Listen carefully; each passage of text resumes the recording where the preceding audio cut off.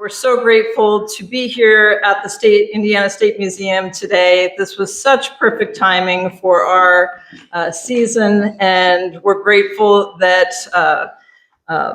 Gail Brown, who is the archaeologist specialist with the State Museum, and Rebecca Swanson, who's been running around all day. She's the gallery program manager with the State Museum. When Chris mentioned how it's different every time you come, I'm sure that has a lot to do with the work that Rebecca is doing as the gallery program manager. So thank you for partnering with us. Thank you for inviting us here to this beautiful space.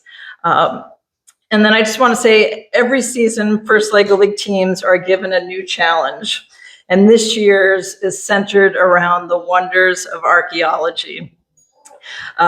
So we're very excited to be with all of you today. You're our experts, and speaking to experts is a really important part of the First LEGO League team experience.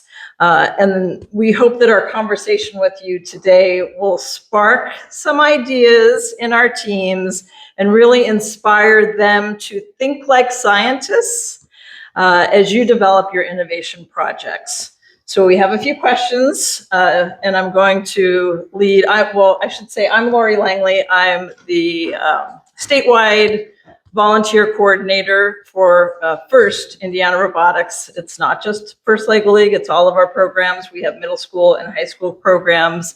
And my daughter is an alum. She was in First LEGO League since she was 9 years old until she graduated out of the program at 14, almost 15, and then went on to do First Robotics competition, which we really hope all of you First LEGO Leaguers will want to, at 14, go to the next program, whether that's First Tech Challenge or First Robotics competition. So that's our goal. Our fingers are crossed that you'll stick with us all the way through high school. So welcome. Thank you for staying the extra hour with us if you can, and I'll throw it to Devin. Yes.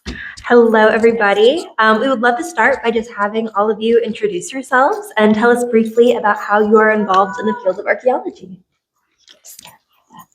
Both of them? Okay. Hi, I'm Martha Buchert. I'm what's known as a cultural resource manager for the Indiana Army National Guard, which essentially just means that I'm responsible for all the archaeological sites and the historic buildings under the purview of National Guard, so either on their lands or buildings that they work in / out of. You need them both? Yeah. Oh, okay. I didn't realize we were two-fisting. Sure. Hi, everyone. I am Jeremy Wilson. I'm a professor at Indiana University and a bioarchaeologist by training, which means that I analyze human skeletal remains from archaeological sites. We have an active ongoing project downtown Indianapolis where we're trying to recover the forgotten members of the community in the Green Lawn Cemetery. And so we'll be wrapping up field work here in a few weeks, but the lab work will continue on for quite a while. Hi, I'm Gail Brown. I'm the archaeology specialist here for the Indiana State Museum. My role isn't necessarily excavating. Our role here at the museum is to preserve all the material the rest of these folks here excavate for eternity, and to make sure that they're accessible for research and for others to explore and learn from.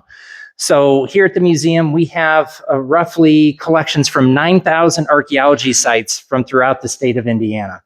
So we have collections from every single county, and it represents the entire timeline of human history here in Indiana, from roughly 12,000 years ago, all the way up through a couple of little green army men that I have from the 1960s. So we have roughly 3.5 million objects as part of our collection. So it's my role is to make sure that they are well taken care of and that we can use them on exhibits and for programs like we did today. And he does a great job. Hi, I'm Chris Schmidt. I'm at the University of Indianapolis. I'm also a bioarchaeologist, which means I focus on the study of human remains. I started my career working primarily with populations from Indiana, and I've studied humans from this state as old as several thousand years old up to just a few days old. So I've had a lot of experience in that regard here.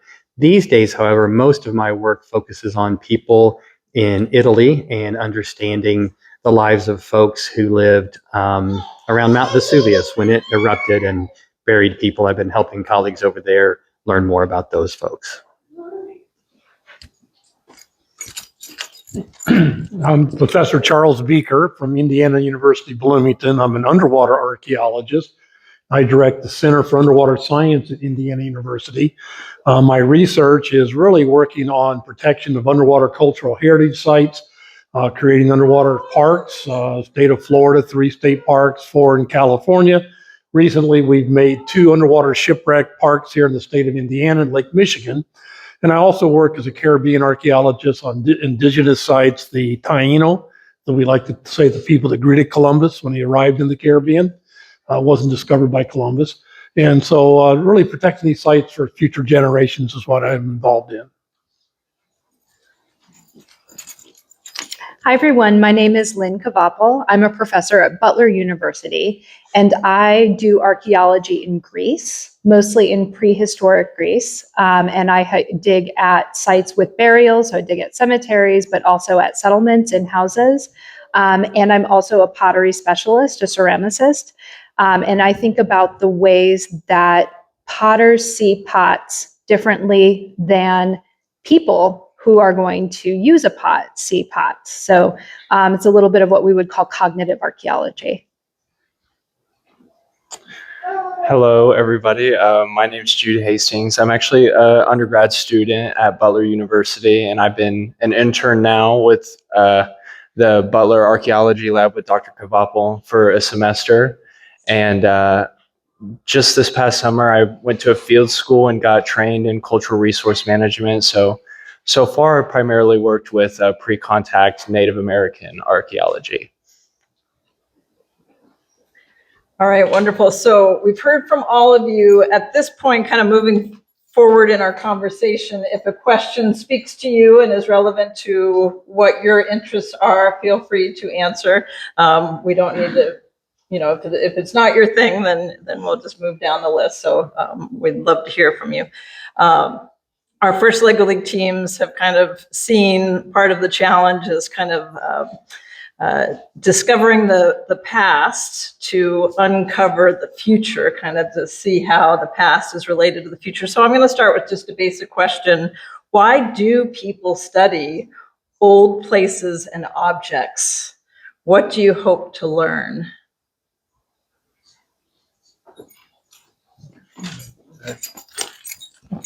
I'll take a stab at it. For me, there's a couple things I would say. My take on archaeology is one, I hope this is a good way to start. I don't feel like we discover anything. We recover things, but we don't discover people. We're all just people. And the people who lived in the past are very much like the people of today. And so when I'm studying people of the past, what I'm really interested in is understanding human variation and seeing not just all the cool groups of today, and there are lots of cool groups today, but that coolness of humanity goes back tens, hundreds of thousands of years. And so as an archaeologist, I'm hopefully myself, but also bringing to others stories about all of the human groups that I've got time in my life to address and to help bring about voices, bring about discussion, and to help us all appreciate just the vastness of who we are.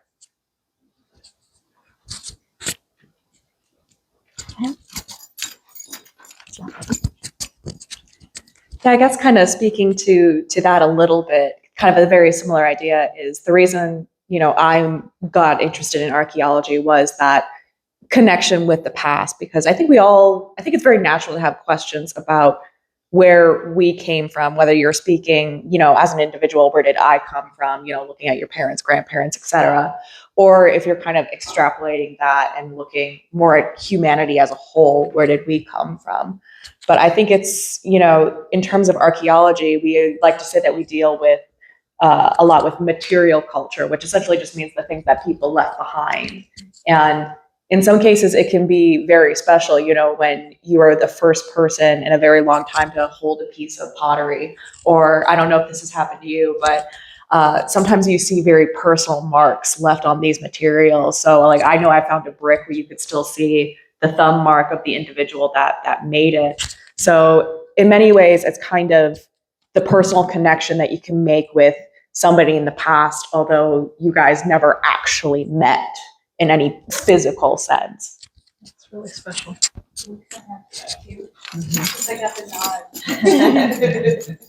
Just to think about putting your hand someplace. So when I study a pot, sometimes I can see finger marks. So I get to put my hands where those hands were. And there's a lot of life that we live that we interact with objects, we interact with things, and those things survive past when the experience does. So we get to imagine what the experiences of people were without being able to access the people as they were experiencing those moments. But we do have the things. So we get to try to kind of imagine what that was like and recreate those worlds, rediscover those worlds and their experiences. And that's a really cool idea. And it also, there's a lot of opportunity there because, we're recreating and rethinking about the way lots and lots of people would have experienced these same objects in different ways. So it's just a lot of fun. It's like a creative playground in a lot of ways with some boundaries, but really, really interesting and always kind of inspirational. That's really cool. All right, Deb. Yes, well, thank you for sharing. As I know you may have heard a little bit throughout the day, our First Lego League teams have been challenged with the task of identifying and researching a problem faced by archaeologists. Once they do, they need to, of course, work together with their teammates to propose a solution that could help in some way. So we would love to spend a little bit of time asking you about the challenges you face when working in the field or conducting research anywhere along the way. So I'll let you ask the next question. So this might be especially related to what Martha and Lynne just shared. How do archaeologists unearth something fragile without damaging it?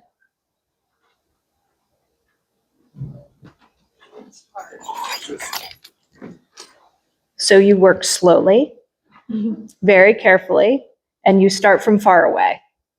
And you kind of dig a perimeter, and you dig down lower than you think you're going to need to go, and you kind of work.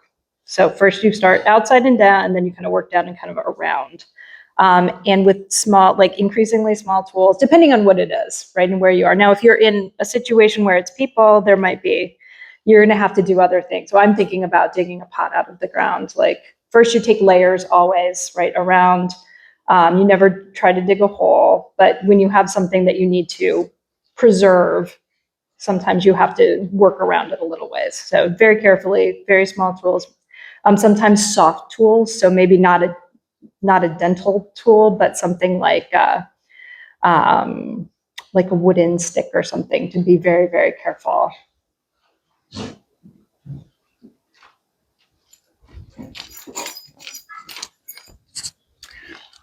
Just from my experience working on Civil War battlefield sites, sometimes we would encounter soldiers' knapsacks that have been buried in the ground for 150 years. And for us, you're starting off with using shovels and those sorts of things. And when you get down to the actual object that you're trying to recover, we would actually switch to toothpicks. Mm-hmm. And it's just a slow, meticulous process of slowly uncovering that object. And one experience that I had when we were uncovering one of these things, and it's 130 degrees, and we're sitting in this bottom of this trench, there was a backhoe parked not too far away from us, and a little visitor on the site asked, "Why aren't you using that?" And we're like, "Yeah, why aren't we using that? That would be much cooler." But no, it's taking your time and using some of the smallest tools that you ever thought you'd ever be using before.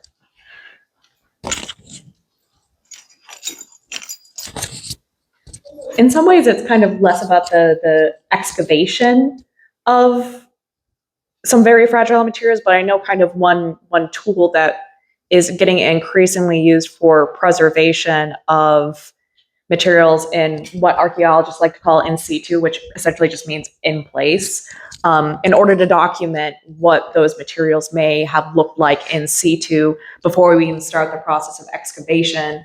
You know, for a long time, it was taking very good photos. With newer technologies, one of the things that I've seen growing in the CRM field is using photogrammetry to take a very good and essentially make a 3D model of what the object or possibly human remains, what have you, looked like in the ground before you even started excavation. So that we always try to be very careful, but in the circumstance that you do make a little whoopsie, at least you kind of have a documentation of what it looked like before and what it looked like, complete or as complete as archaeological material can be. So then future scientists are really using that rather than the actual artifact when they're kind of studying it and manipulating it, would you say? It's a combination because the photogrammetry can be very, very good, especially for purposes of documentation. But there's certain times where you need to work with the actual material and study the actual material that you're working with. So it's just case by case, depending on what your question is and what your research is. So Devon's next question is kind of related to that. Yes, so kind of the next step. So once you rediscover something special on a site, what is the process like? How difficult is it to keep that artifact or remains or whatever it may be safe for years to come? Preservation. Yeah, this is I was going to say, that is my job. It sounded like it. So when the material is excavated from the field, it usually comes into the museum, and we have a bunch of standards and processes that have to be followed for that material to come in. But like our role here at the museum is that we have to keep that material stable for however long, because it has to be available for researchers to come in to use. We have to be able to use that, in exhibits and those sorts of things. And sometimes those objects just can't really be used. I mean, somebody could come in and look at them through research, but we would never be able to put those on display because they're just so fragile. So if you think of just like even just take the things that you have on you today that an archaeologist in the future may find, like your clothing and those sorts of things. Imagine that they've been buried in the ground for a really long time and what conditions they would be in. We have to monitor air temperature, humidity, light levels, vibrations. We have to keep in mind every time we open up a drawer or close a drawer, that impacts a particular object. We also have to be ready for such things if an earthquake would happen to hit this building at any given time. How will our collections be safe from that? So it's a lot of thinking. It's a lot of working with chemists and other conservators, thinking about how to best treat something, how to maybe we add preservatives or not add preservatives to certain objects. So there's a lot of science to go on to preserving these objects for future generations.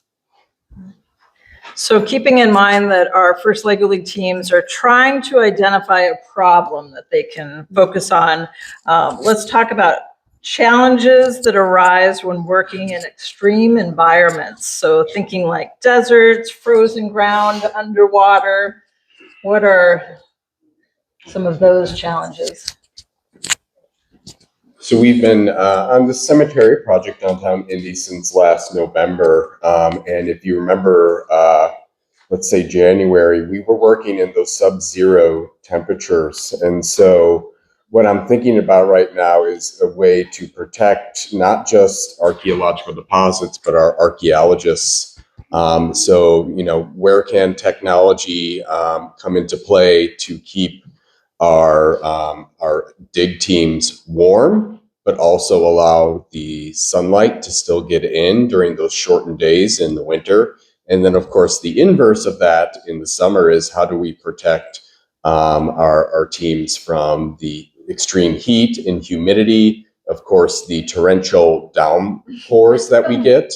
One thing, Charlie has an exception to this, but when it rains on a terrestrial excavation, that rain goes exactly where you want to go, which means downhill.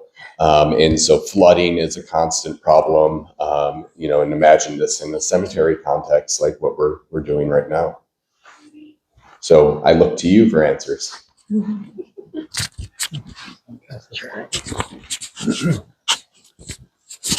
Well, other than your rain, I guess we work in the most different underwater environment. So as an underwater archaeologist, we have to start by being comfortable diving. We work hard at the university to train people to dive. I consider a use of scuba just a tool to get to work. No different than driving my car to work. I happen to teach students how to use a scuba tank to get to work. And then underwater, you can imagine all the environmental concerns from depth concern to the gases you're breathing for decompression concerns or narcotic effects. You can imagine the temperature of the waters. This summer we're working in Caribbean waters, crystal clear waters, but then we got wave action. We got concerns about impending hurricanes or storms might be coming in. How big a wave can you go out and safely dive and get in and out of a dive boat?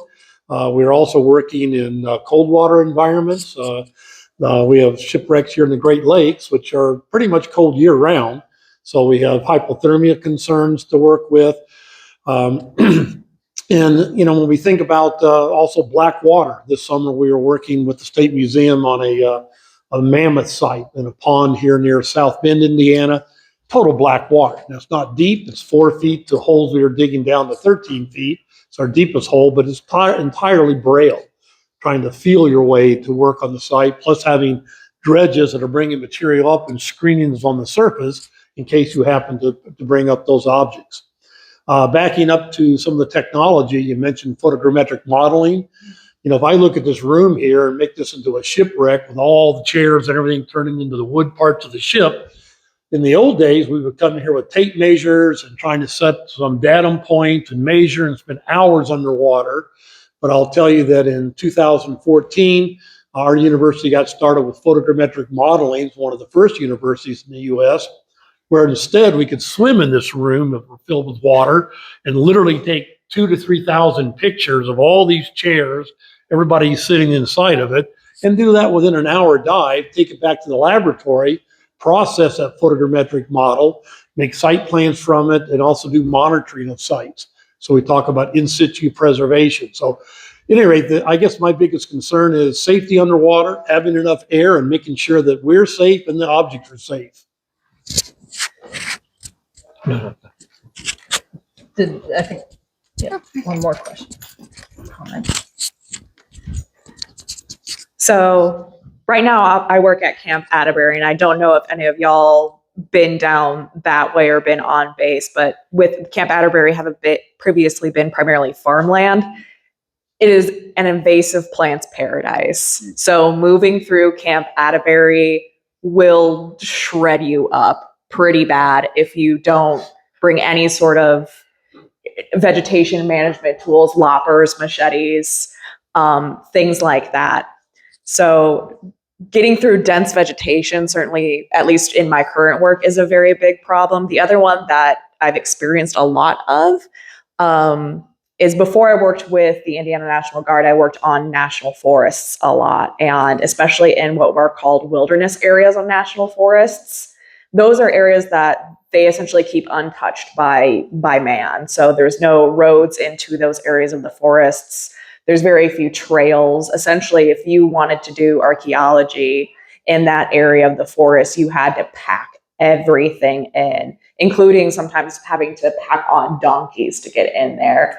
So sometimes just the rurality, if you will, of the sites that we're trying to get to can cause significant issues when you are trying to pack in, especially heavy equipment, which some of the new technologies can be still very heavy equipment.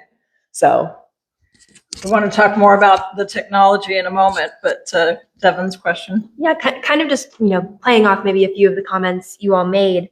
What are some big safety concerns for archaeologists in the field? I know you touched on it a little bit, but just if there are any other concerns.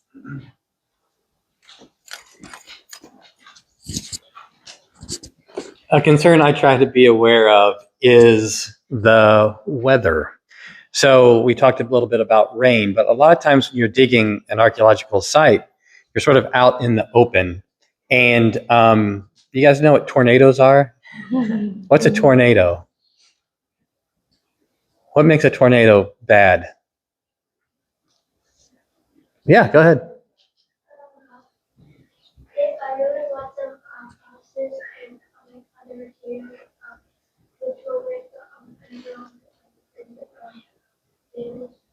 You are so correct. So it can damage houses and buildings. So you can imagine what it does to like 6 archaeologists standing out in a field. And while we were not hit by a tornado, I have been in the field where funnels have formed, and what's even worse is lightning. And so one thing you have to be aware of while you're out there working is avoiding things like tornadoes and lightning. Just a little safety tip. Something that I'm always concerned about are insects, ticks, mosquitoes, spiders.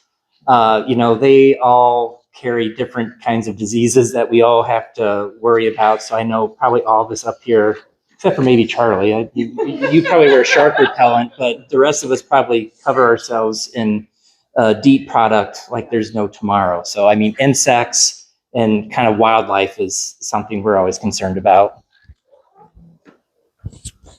Piggybacking kind of off the wildlife comment, depending on where you're working, like you might not get a whole ton of wildlife in Diamond Chain, Indianapolis, but I've worked in places like Montana where you have to be concerned about both black and grizzly bears. So when I worked in Montana, I always carried bear spray with me. And again, depending upon where you're working in the US, you might have to be very aware of the different wildlife you might encounter. Any other crazy challenges that you think would surprise our teams before we move on? I think the most simplest one, having supervised really large field crews, is water. And I don't mean water in the way of rainfall, is making sure, how do we know technologically that our field crews are hydrated enough? Because we oftentimes dig in the summer, and similar to, say, landscapers or other outdoor professionals, so I pose to you all yet again, how can we monitor hydration and understand when people are incidentally putting themselves at risk?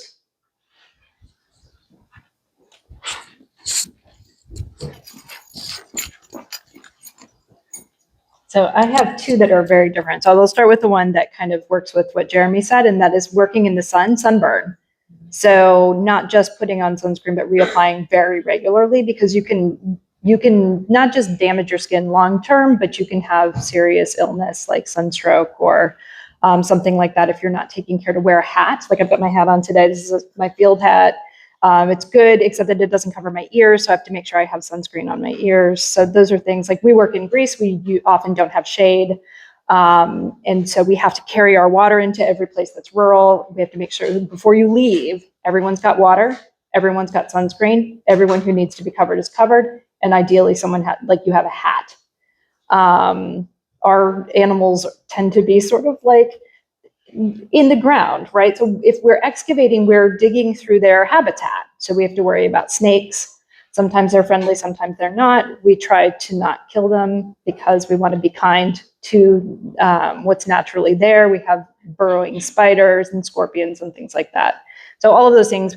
But the other thing that we've had at some of the places where I've worked are thinking about other people who are very interested in what we're doing for reasons that aren't related to archaeology, but more related to kind of selling antiquities that they might find. So we have had to guard sites because they are actively being robbed while we're working there. And part of why we work there is to keep that, to kind of keep that at bay. So if archaeologists are working, people are less likely to be digging their own holes around some of these archaeological sites. So in that way, archaeology, even though excavation can be and is by nature destructive, it can also serve to preserve cultural heritage in those kinds of instances.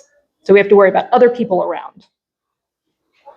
So teams, remember all of these problems that you're hearing, even if they, it becomes an insect issue or, or a snake issue, that doesn't sound like it's related to archaeology. You weave your solution back into the topic of archaeology because remember, your goal is to help an archaeologist do what they do. So that you can go in any direction you want as long as you are helping an archaeologist in the field. So keep all of these great issues that they're describing in mind. So our FIRST robotics teams across all 3 of our programs are very interested in technology. You've already mentioned it a few times. So we have a few questions about the field of archaeology and how that has changed in recent years, especially due to innovation and technology. Devin? So I like my mom said, you all have mentioned different types of technology, but are there drones, robots, AI, just different, forms of technology already being used? And if so, what are your thoughts about the new kind of technology that's being incorporated into your field?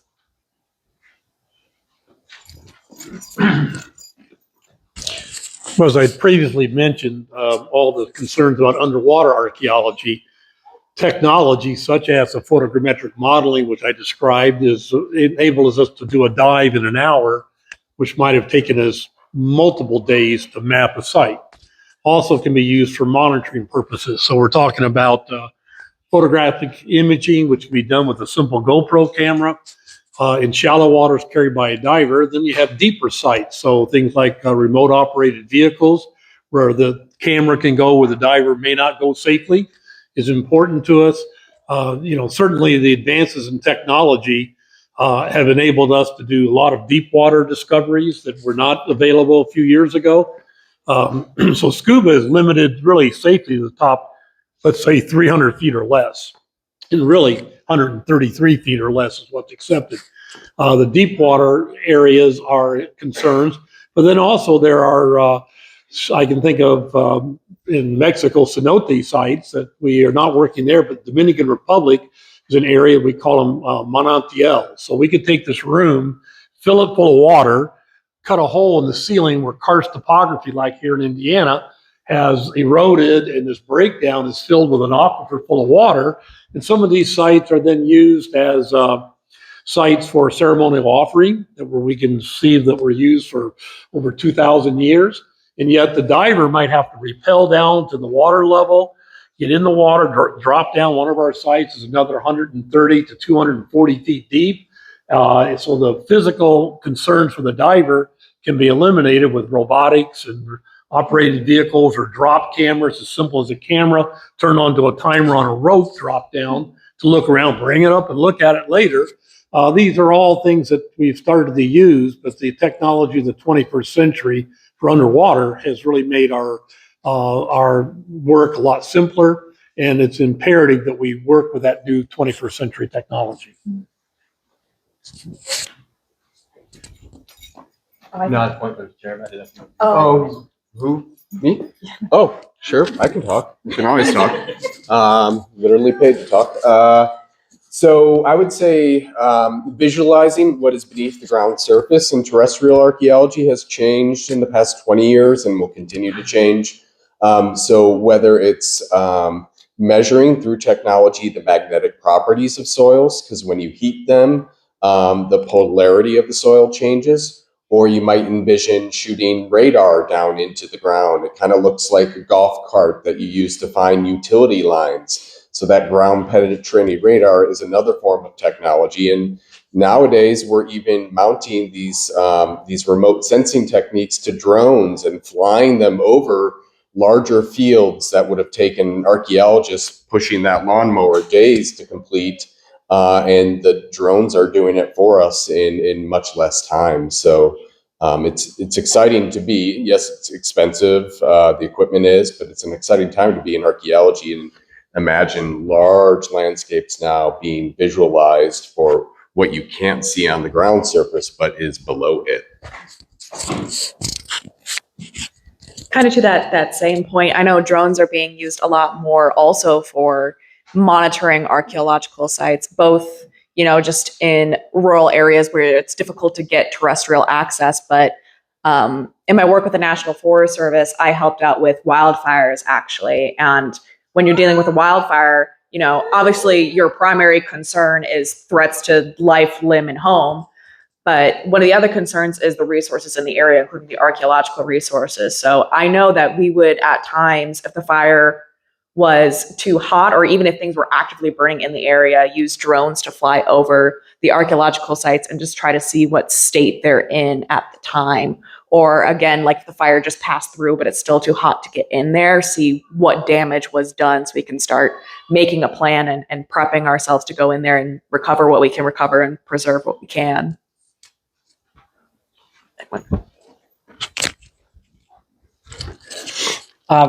From the kind of the artifact preservation realm, 3D scanning and 3D printing has become like really great tool for us, because if we do have some of those objects that are really fragile and just can't take a lot of handling or being handled or put on display, we can most of the time take a 3D copy of those objects and produce them either through a 3D printer or some sort of device such as that. So similar to that, I think it might be related. What improvements have been made in the way you organize and keep track of all of the artifacts that you discover over time? I'm sure it's a vast amount of discoveries. I'm going to kind of do a combination there. Previously, I've talked about more or less visual documentation, but going into the technology for underwater, we use side scan sonars. We use sonar systems for penetrating into the bottom sediments. And then we also use magnetometers, which show magnetic changes. So it's a little different technique. And that's enabled us to see sites that we can't even excavate on yet, or may not want to excavate on. And then as far as tracking, we of course tie the computer system with the side scan sonar into a magnetometer simultaneously with global positioning system. And even to the effect that if we have a boat moving forward, we just did this with the State Museum a month ago on this mammoth site. You've got a boat moving, you got the sensor that's behind the boat, let's say 10 feet or 3 meters. You've got to tie that into the computer so the positioning system knows where the unit is versus where the boat is, and puts the two together with the software so that you can very accurately say, okay, put a buoy right here. This is where we know we have an anomaly, we call it. So electronic survey is really vastly improved for underwater work. But then I've also then described the visual documentation, which is also greatly improved.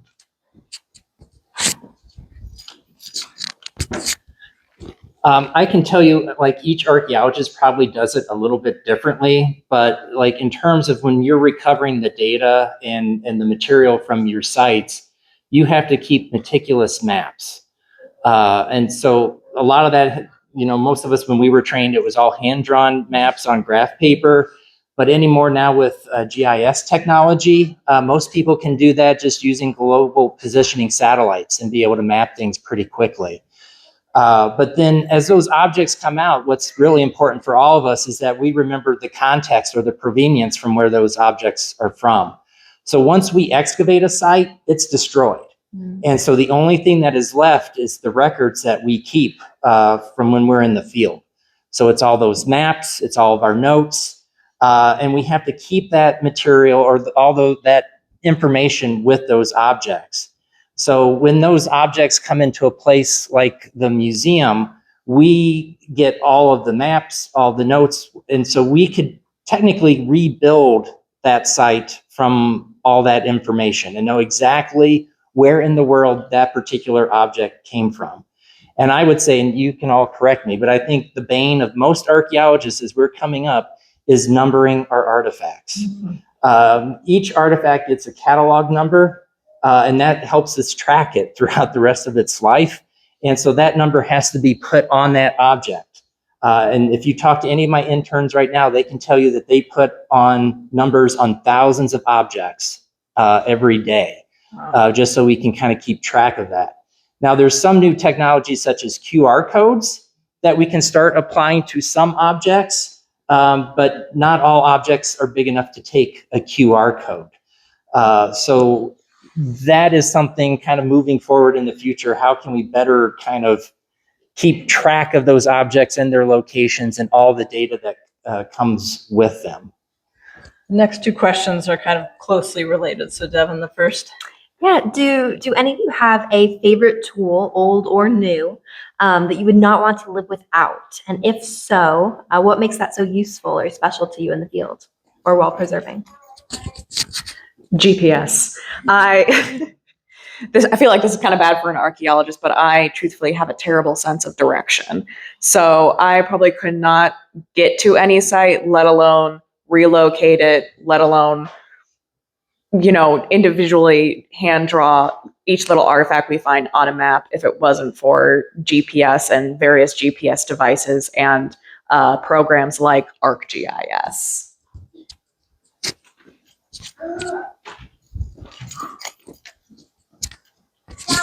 My favorite field tool is a lot simpler than that. It is a modified chopstick.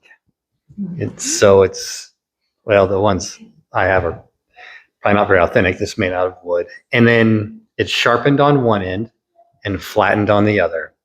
And by being made out of wood, it's soft when working around human remains. So I can use the pointed end to sort of get into little nooks and crannies, use the flat side to sort of push things away. On TV, they always show archaeologists using brushes. You don't excavate with a brush, just so you know. And so you kind of move the sediment with the little stick, and then you turn the other side, and they're talking about, being slow, and that's what you use to kind of expose bone. And that's my favorite tool. We call them Simpsons, if you want to know. You mentioned a stick earlier, and I wondered why not a soft brush, but you really don't use the brushes? You don't excavate with a brush. We did at the Children's Museum, I remember. And actually, the weird thing with the brushes is that it can actually inadvertently start to compact the dirt. Interesting. Yeah. All right, that's good information, teams. So first I'm going to say that we used to have a stick that we would sharpen with a pencil sharpener, like for our bioarch would use that because we had run through all our other stuff and she was like, this sharpened stick is the best. But so as someone who's also a field archaeologist, sometimes digging not where there's like, maybe you don't have any artifacts or material culture, but you're looking for soil changes. That's when I want a broom. I want a broom with sort of like this. There's a sweet spot of soft bristles and like sturdier bristles so that you can see when soil changes. So you might dig for a little while, but then you have to sweep really carefully to see if you have a stratigraphic change. And that's going to tell you something about the history of what you're looking at, because either something has changed naturally to, change the nature of what you're digging in. Like maybe it's something that's sandier, maybe it's something that had plants in it, so it's loamier and darker in color. And then maybe within that, you start to see a human-made pit. But you can't see that if you can't make the dirt clean. So we spend a lot of time sweeping. And if you don't have a good broom, it's impossible. You just make more dirt instead of making a clean surface. For me, it's very simple. The development of tear-proof Duracopy underwater paper. If you go underwater, and I tell my students, if you go down and look at something and make the measurements and do all the things and write it down on your diver's slate that you come up with then and then erase all the material, it's gone. So I literally have years of plastic paper we take underwater on clipboards, put your name on it, put the date on it, put the location on it, take your notes on it, bring it up, wash it off, put it in a file folder. So we still have that data.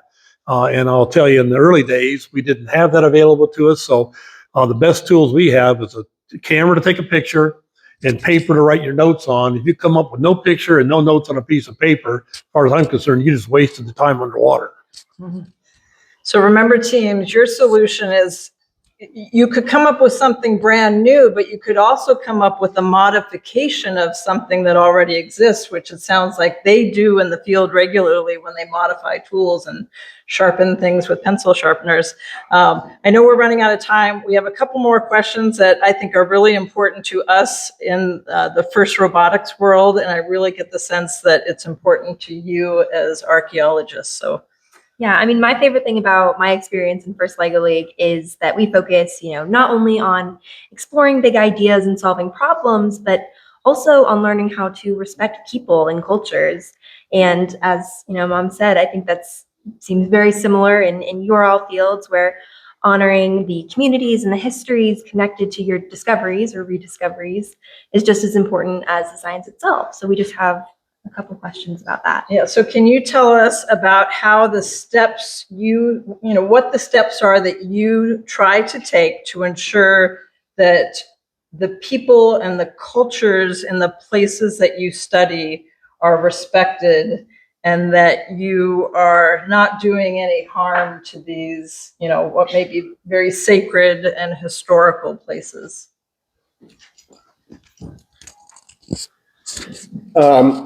Obviously, there are sensitivities around human skeletal remains that some people have.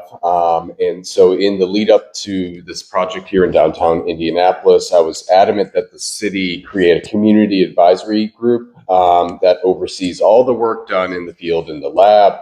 But to take it to your question, really, where I learned the importance of this is that for the past 5 years, I've been working in Oklahoma on the 1921 Tulsa Race Massacre investigation. And so there, as well as now here, we have community oversight, and we're largely doing archaeology for that community. So it's about approaching and meeting their understanding and meeting their needs as much as it might be about your own research interest. Because, science for science sake is good, but science that also benefits the community is important too. Yeah, that's a great example, and one that we did here locally, known as the Grave in the Road. It was a grave in Johnson County, and it was in the middle of the road. And there are descendants of the person thought to be in that grave, and so we worked with the family, the existing family, to the extent that they came out to the site every day. They provided oral histories.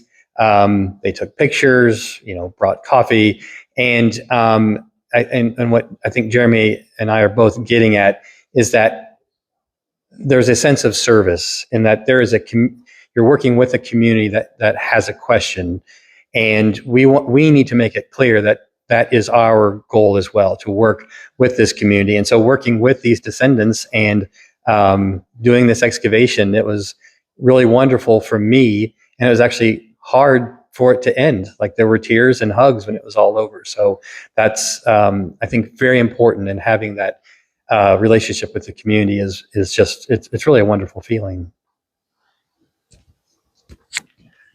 And I think part of it is also kind of making sure that you kind of always give back to those communities that you were working in. So always kind of keeping track of like what's changing or what's developing, and always making sure that they have access to those stories that you just rediscovered from your project. And I know for us, I kind of mentioned we have collections from throughout the state of Indiana. So we try to make sure that, if we get requests from different communities from around the state, that we try to address that and loan out artifacts. I know that there was a group here from Jeffersonville. I was just down there 2 weeks ago delivering artifacts to the Clark County Museum so they can put on a display using some of the artifacts that we have in our collection, but reflects the stories from their community. So, we always want to kind of make sure that those stories stay being told and being shared, and kind of always kind of keeping those going. Our final question was about local communities and how they're related to your work. So thank you for answering that beautifully. Do we have any questions from students? Anything that we can ask? So do you want to maybe, Chris, do you have the mic for? Okay.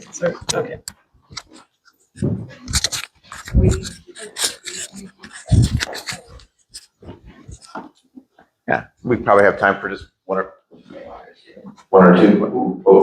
two questions. All right, I think I saw your hand up first. So you have to hold up. Okay. Let's do one Yeah. for team. So let's think of what's your best question for team. What are your biggest problems and when digging up artifacts? My voice sounds so weird in this thing. Summarize. So biggest problems, some of the things that we heard, and maybe you can answer them, is possible destruction of the items, right? But then also with human remains, also being very careful to honor the remains that are there, the cemetery project. Oftentimes, and Jeremy, sorry, there's not just when they're recovering the cemetery, when you recover remains, there's not just a person there, but sometimes somebody's buried with things that were very important to them.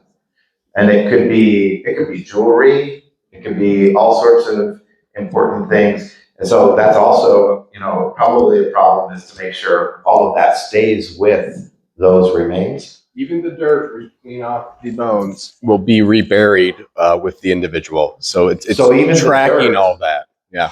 Okay. Tracking all that and making sure it all will be reburied together. So the personal effects, the coffin hardware, of course, all the bones and teeth and the dirt.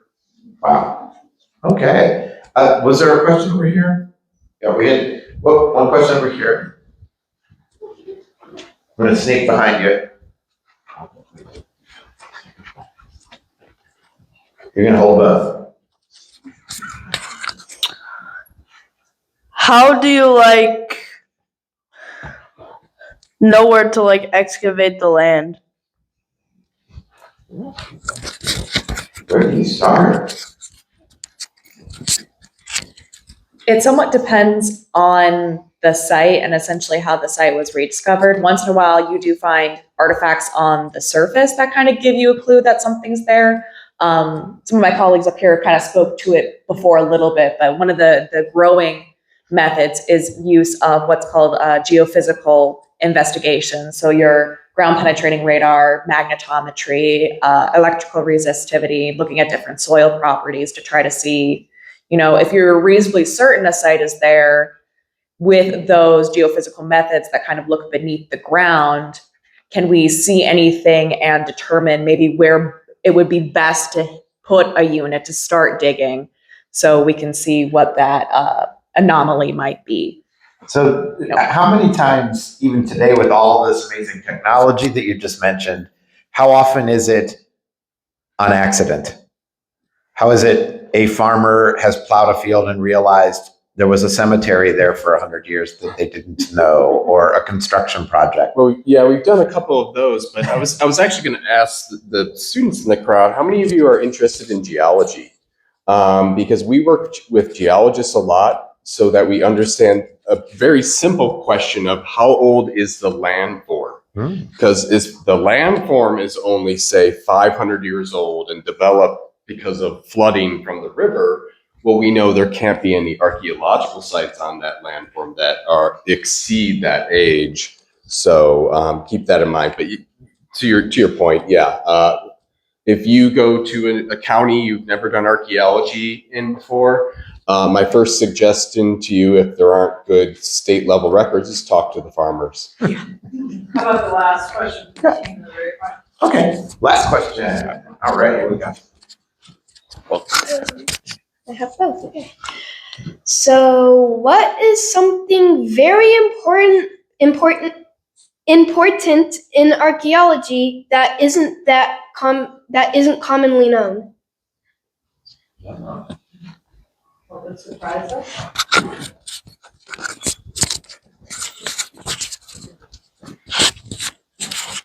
So I have a colleague, unfortunately, he's passed several years ago, but he's very famous in underwater archaeology because he talked to groups saying, as an underwater archaeologist, dig we must. must we dig? And the idea was that we don't need to dig it up just because it's there. There has to be some reason to do it, some compelling reason, like on a shipwreck or any of these sites we're talking about. It's the science and the reason you're going there that should be the driving force, not just because we're archaeologists and digging. I can give multiple examples of historic shipwrecks we're working on or indigenous sites underwater that we just leave it alone. We may document it and leave it because there's no pressing question. Today, if you went to my booth, I had artifacts there, coins from a shipwreck that were from the trunks were brought to shore. We know from the records of a trial in 1725. We know where the shipwreck is from the magnetic signature of it underneath the sand, but there's no reason for us to dig up a 1725 shipwreck. We know about those wrecks. Instead, we got those objects that were near the beach in peril. There was a reason. So dig we must we dig is what I tell my students before we do any project. Circle back to our very first question of the day. Why do we do it?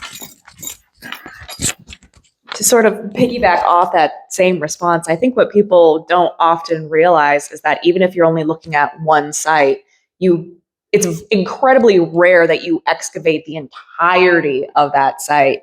Usually you only excavate what you call test units, which can have slightly various sizes, but kind of the most common is 1 meter by 1 meter or 1 meter by 2 meters.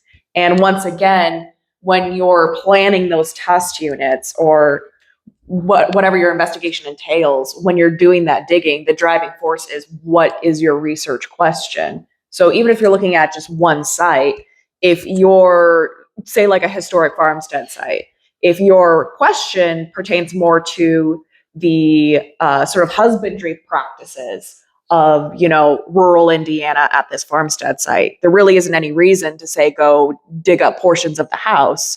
You would just focus on, the barn per se. So I think that's one thing that people often don't realize is that we actually leave quite a bit unexcavated and do that entirely on purpose. I definitely want to give the panel a big round of applause. They really ended free, but they stayed here before to talk with us. And I also want to thank Rebecca and Gail profusely. We called them a month or so ago, 2 months ago, I think, and said, we have this crazy idea. We want to bring robots to archaeology. And it's just been so fantastic. And they're embracing this. It's been great.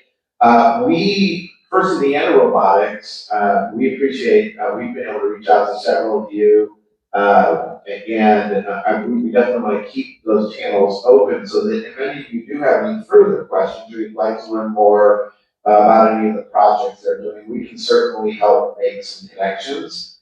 And also, I am sure the university folks up here would love to talk to any of you about how you can study archaeology someday. Or maybe you want to go into computer science or you want to go into whatever it is, but you can work in the field of archaeology and support the work they're doing. So, What are your thoughts? Well, yeah, so I just want to say again, thank you. Love learning about how we use teamwork and sense skills to, connect with ideas and people in the past. So thank you again for your time. I know that all of our students are going to be at one here today, ones who will be watching the recording. We'll be so inspired to do the same and really can't wait to see it all.